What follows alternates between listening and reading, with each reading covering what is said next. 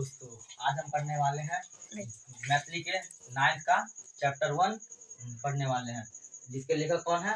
महामहोदय doctor Umesh Mishra. इसके लेखक कौन है? महामहोदय डॉक्टर उमेश मिश्र। और उस चैप्टर का क्या नाम है? मैथिली लिपिक संरक्षण। उस चैप्टर का क्या नाम है? मैथिली लिपिक संरक्षण।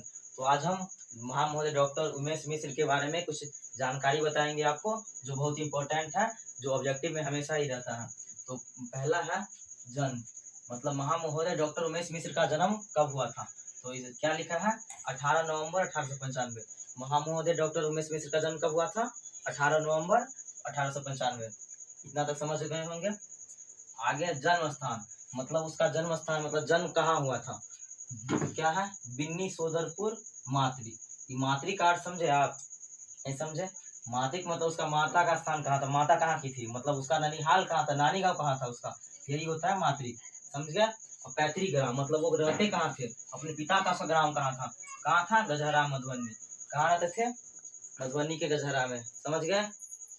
आगे है निधन, मतलब उसका निधन कब हुआ था? 8 सितंबर 1967 को। कब हुआ था उसका निधन? 8 सितंबर 1967 को। कीर्ति, कीर्ति का अर्थ पता है? नहीं पता? कीर्ति का अर्थ होता है, मतलब उसको किस चीज से प्रसिद्धि मिली, मतलब वो ऐसा क्या किया जिससे उसको लोग सब जानने लगे, उसी को कहा था कीर्ति। तो वो किससे फेमस हुए? कृष्णजन्म से। उसके क्या है? उसने लिखे थे कृष्णजन्म। और अगला क्या लिखे थे? मैथिली कुसुमांजलि, कीर्ति लता, कीर्ति पताका। इन सब के कारण से वो फेमस हुए थे। तो इसी के साथ हम मिलते हैं पार्ट 2 में, वीडियो के पार्ट 2 में। तो आज इस पार्ट 2 में बताएंगे चैप्टर में क्या है? मैथिली लिपिक संरक्षण। मैथिली का तो अर्थ जानते हैं आप? मैथिली का अर्थ होता है भाषा। मैथिली का सब अर्थ किससे होता है? भाषा से, मतलब कोई भी जगह की ये क्षेत्रीय भाषा है। समझ गए? मैथिली क्या है? क्षेत्रीय भाषा,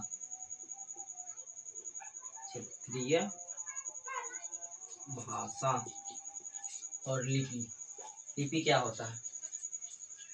भाषा के लिखने की इकाई को लिपि कहते हैं। क्या कहते हैं? भाषा के लिखने की इकाई को लिपि कहते हैं। तो जैसे हिंदी किस लिपि में लिखा जाता है? देवनागरी लिपि में। किस लिपि में लिखा जाता है? देवनागरी लिपि में। और मैथिली किस लिपि में लिखा जाता है? देवनागरी लिपि में। पंजाबी किस लिपि में लिखा जाता है? गुरुमुखी लिपि में। इतना हो गया। अब संरक्षण। संरक्षण का क्या अर्थ होता है?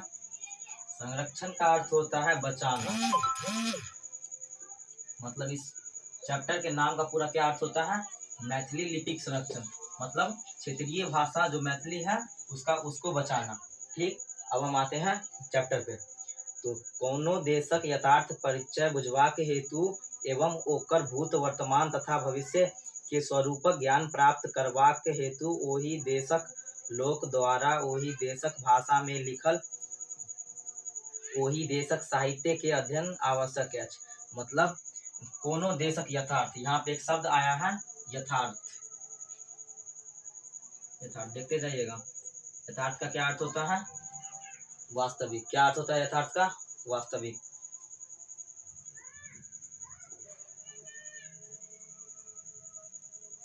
वास्तविक।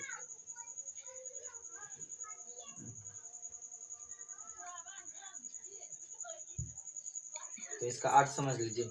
कोनो देशक यथार्थ, मतलब किसी देश का वास्तविक परिचय जानने के लिए उस देश के भूत, मतलब जो बीत गया है, जो चल रहा है, और भविष्य जो मतलब आने वाला है, उसको अध्ययन करने के लिए, उसके बारे में जानने के लिए उस देश के लोगों के द्वारा उस देश के भाषा में लिखे गए साहित्य का अध्ययन करना आवश्यक है।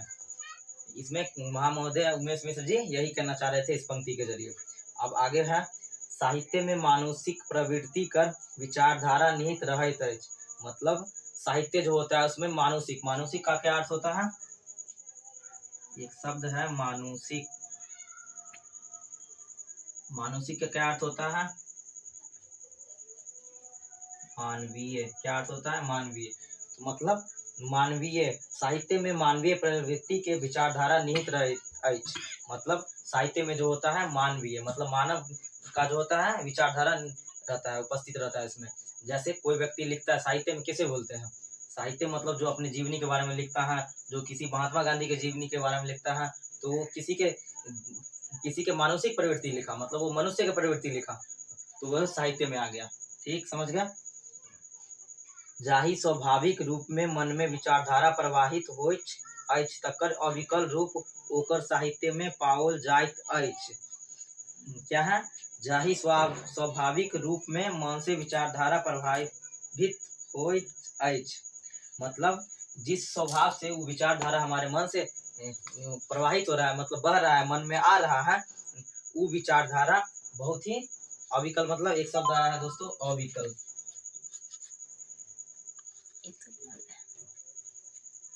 अविकल मतलब क्या होता है? अविकल मतलब घबराहट। क्या होता है? घबराहट। मतलब इस जो वाक्य है इसमें कहना चाह रहे हैं, जिस स्वभाव के रूप में विचारधारा जो प्रयुक्त हो रहा है, प्रवाहित हो रहा है मेरे शरीर से, वो घबराहट के रूप में साहित्य में पाया जाता है। किसके रूप में पाया जाता है साहित्य में? घबराहट के रूप में। फिर से समझिए, जो विचारधारा हमारे मन में प्रवाहित हो रहा है वो साहित्य में घबराहट के रूप में पाया जाता है। किस में पाया जाता है? घबराहट के रूप में। ठीक।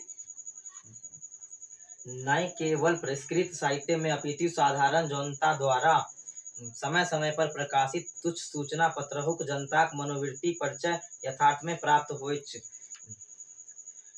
इसका क्या अर्थ है? न केवल परिष्कृत साहित्य में, मतलब नहीं केवल परिष्कृत साहित्य जो होता है उसमें ही नहीं, बल्कि साधारण जो जनता होता है उसके द्वारा समय समय पर जो प्रकाशित होता है, समय समय का जो प्रकाशित साहित्य होता है उसमें मनोवृत्तिक यथार्थ परिचय मिलता है। मतलब मन में जो भावना है उसका यथार्थ मतलब वास्तविक परिचय मिलता है। जैसे किसी व्यक्ति के मन में कोई भावना है उसका वास्तविक परिचय मिलता है। जो आम जनता लिखती है, कोई साहित्य आम जनता जैसे कोई लिखी, उससे भी हम सबको क्या मिलता है? क्या मिलता है? उसकी मनोवृत्ति के बारे में जानकारी मिलती है। यथार्थ, ध्यान दीजिएगा बच्चों, यथार्थ मतलब क्या होता है? वास्तविक।